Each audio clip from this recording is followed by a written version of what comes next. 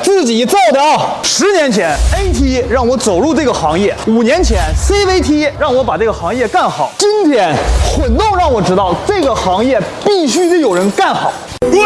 哎呦我！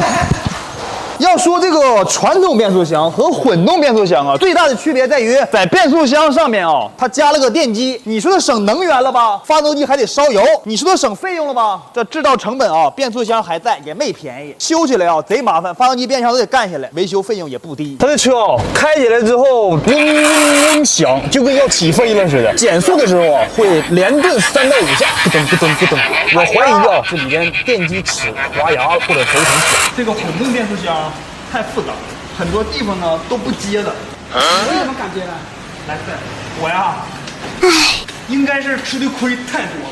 它这个唐的变速箱呢是漏油漏的这样啊，还跑了15万公里，出现了一个啊一响的声音，也算是够坚强的了啊。对这个混动车呢，吃瓜群众太多，到底怎么样呢？被送了绿牌的人啊，是最有发言权的。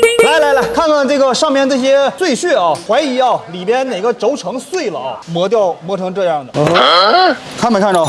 弹玻璃球弹碎了，就那个啊响啊，耍圈子刮鞭子了，这里头啊响是特别响。这个齿把这壳都啃坏了，原因呢是这个轴承啊碎掉了。